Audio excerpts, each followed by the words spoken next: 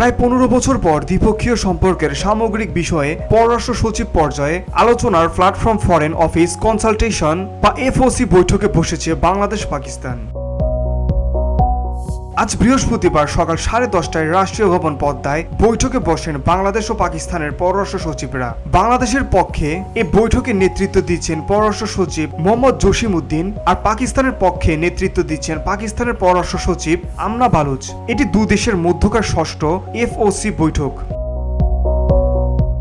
জানা গিয়েছে, বৈঠকে বাংলাদেশের পক্ষ থেকে পাকিস্তানের সঙ্গে অমীমাংসিত ইস্যুগুলো উপস্থাপন করা হবে।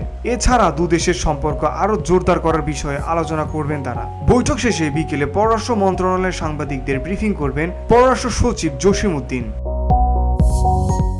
রাষ্ট্রীয় অতিথি ভবনে চলমান এফওসি বৈঠকে আরও উপস্থিত আছেন সফররত পাকিস্তানের দক্ষিণ এশীয় ও সার্কের ডিরেক্টরাল জেনারেল ইলিয়াস মেহমুদ নিজামী, বাংলাদেশের পররাষ্ট্র মন্ত্রণালয়ের মুখপাত্র মোহাম্মদ রফিকুল আলম, দক্ষিণ এশিয়া অনুবিভাগীয় মহাপরিচালক ইসরাত জাহান। বসুন্ধরা, উত্তরা, বনশ্রী, কুড়িল ও বাড্ডা সহ রাজধানীর বিভিন্ন স্থানে অভিজাত ও অত্যাধুনিক মানের ফ্ল্যাট কেনার এক নির্ভরযোগ্য প্রতিষ্ঠান প্লেজেন্ট প্রপার্টিজ লিমিটেড। তাই আপনার স্বপ্নের আবাসনের জন্য আজই যোগাযোগ করুন। Pleasant properties limited, where destiny matches eventually.